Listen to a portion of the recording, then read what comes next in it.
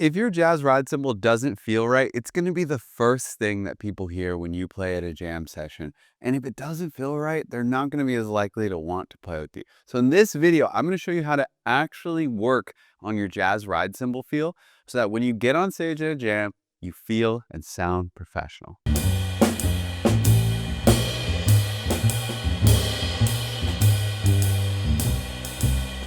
Now, the feel in jazz playing is very subtle. It's the difference between this and this. And when we first start learning to play jazz, a lot of us will learn it from a book, right? And we do the comp examples to get the coordination, and it completely ignores the feel, which makes it so that we're these jazz drummers who have a bunch of coordination and we can play maybe all these fancy comp examples, but it just sounds awkward and clunky, and it just sounds sort of stumbly when we play with people. And it can start to feel like jazz has this like secret language that if I didn't grow up playing it, if I wasn't surrounded by other jazz musicians when I was young, then I just didn't get the chance to develop it. But that's not true. You just need a way to work on it so that you can gradually improve over time, okay? So what even is feel? So feel is not like the tempo or the speed that you play. It's how you relate to the beat, where you play in relation to the constant tempo that's happening, okay? I like to think of it kind of like a train, right? Everybody on the train is riding at the same speed, right? If you're in the front car or the back car, everybody is going the same speed, and that's what the tempo is, okay? But depending on where you're sitting on the train, you can have a very different experience, right? If you're in the middle of the train, you're looking out the window, you're looking at all the mountains, you're watching it go by. If you're on the front of the train, like strapped to the front, then it's like this exhilarating thing where it's like, everything's flying in my face. I feel like I'm going a million miles an hour. Or if you're sitting on the back on the caboose, looking at everything, it feels like everything's just kind of disappearing into the distance. It's very relaxing, okay? And that's kind of what feel is. Like, I like to imagine it like there's this rectangle of like, that's the beat. Then you can be on the front of the beat and it's going to feel kind of edgy, like you're strapped to the front of the train. Or you can be on the back of the beat where you're really laid back, like you're on the caboose, right? And that's going to change the feel of the music. Now, what we need to get used to is adjusting our seat on the train, okay? So we need to know how to go all the way to the front of the train, all the way to the back, and everywhere in between. And that's what we're going to talk about in this video, how to adjust your feel so that you can ultimately develop one that feels good when you're on stage. Okay, so the first step is that you want to listen and hear what actual feels feel like, okay? So I'm going to show you two examples here. We're going to check out first this Billy Higgins example. And Billy Higgins to me is somebody who kind of sounds like they're a little bit further on the back of the beat. They're more towards the caboose. It's still in time, it still feels good, but it's a little further back on the beat. Let's see what that sounds like.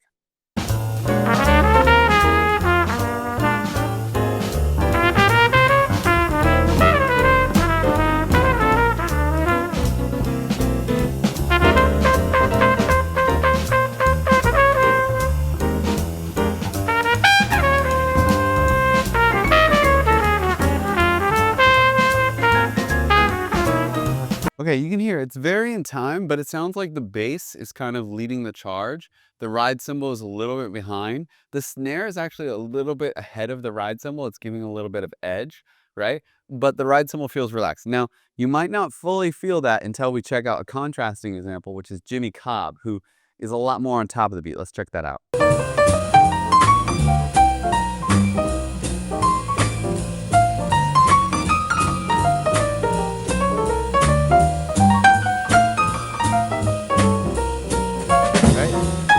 You hear that ride cymbal is just driving forward. It's super insistent.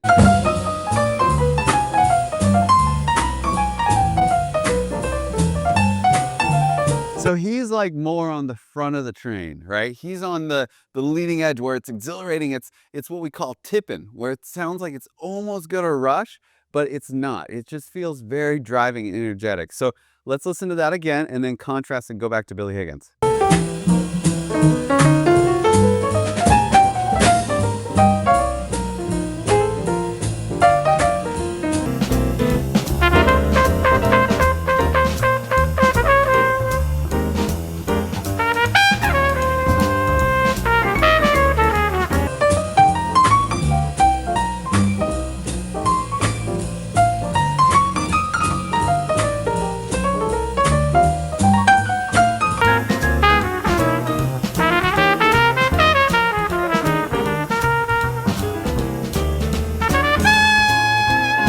Okay, so that's the difference between playing a little bit behind and a little bit ahead, right?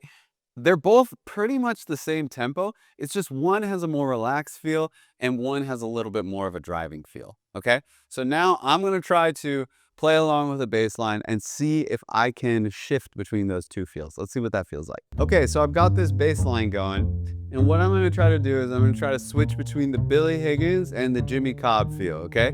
I'll start with just quarter notes, see if we can do that. So let's start with the Billy Higgins feel.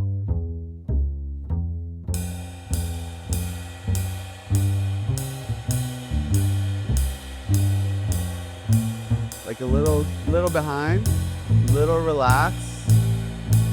Still in time, still feels good. Now let's give it a little bit of edge, a little of Jimmy Cobb.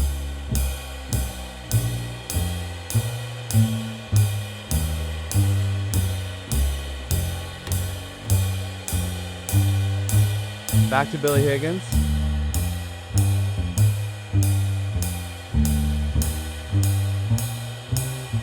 Jimmy Cobb.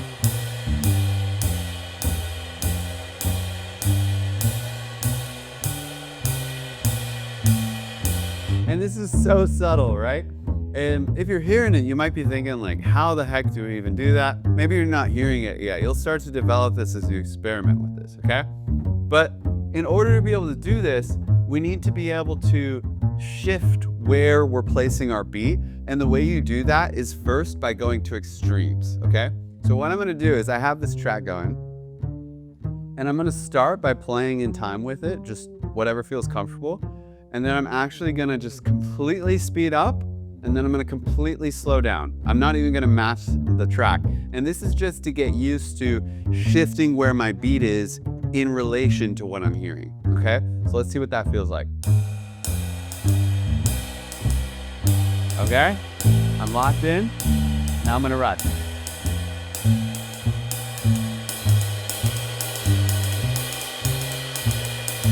And now I'm gonna slow way down.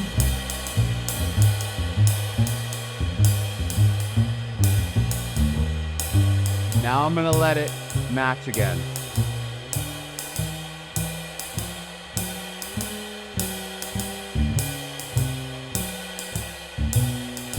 And for some of you, that's a really good exercise just to get used to feeling like locking onto the beat. Because when you're slow like that, and then you just let yourself, then it gets you used to like listening and adjusting, right? Which is one of the core skills of playing with people. So if I start slow, like, and then just kind of turn the dial.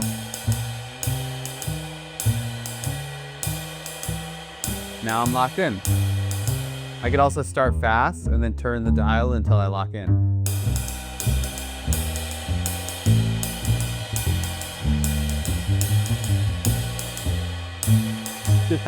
Right?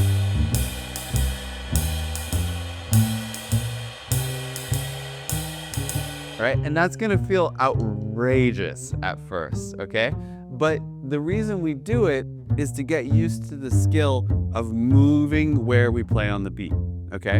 And so once you can do that, then what you wanna do is move it to the place where you want it, okay? So for most people starting out, I'll just tell you right now, you're not playing forward on the beat enough. You're not playing it driving enough. Billy Higgins and Elvin, they'll lay back, but it's because they know how to lay back, but let it keep moving forward, right? It's like they keep the train moving at the same speed, even though they're on the caboose, right? For most of us, we need to get used to the leading from the front, okay? So here's the exercise I advise everybody to try. I'm gonna start playing with the time, maybe play it in the middle or the back.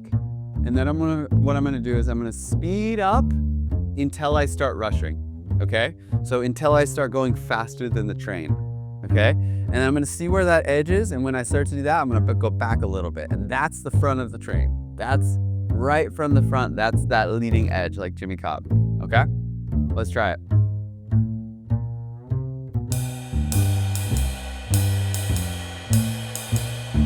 So I'm in the middle, something like that.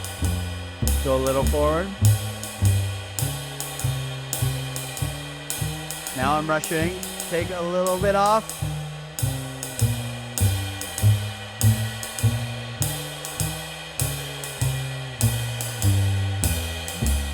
go back to the middle. Okay? Now, a good rule, I like to think of like, do like rush, but only do 10% of that, okay? Just rush 10% where it's almost about to rush. 2, 3, 4.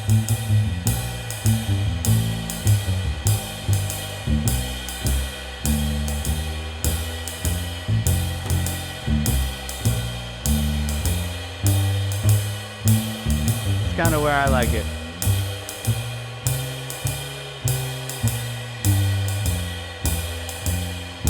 Back to the middle.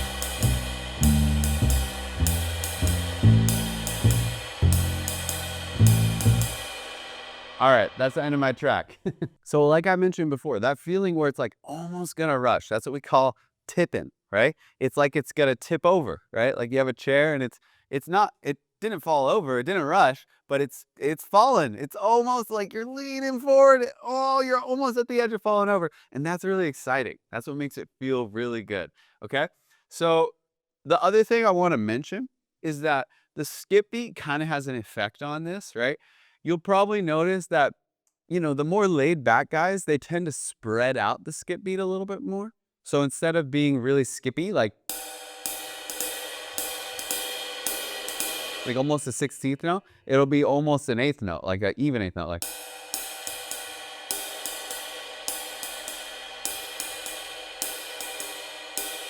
You'll hear Billy Higgins doing that sort of thing, several other drummers, where Jimmy Cobb, it's almost a 16th note.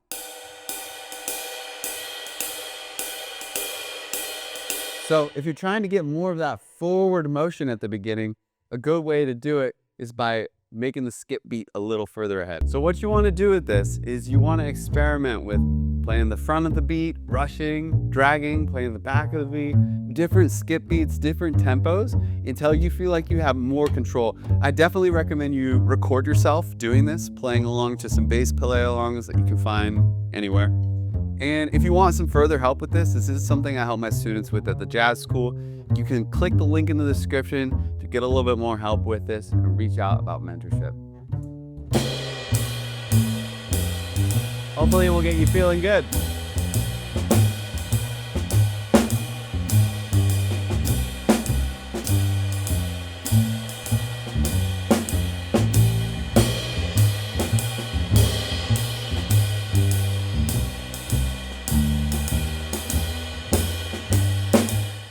So there you go. If you practice moving your beat, you're going to develop a great time feel.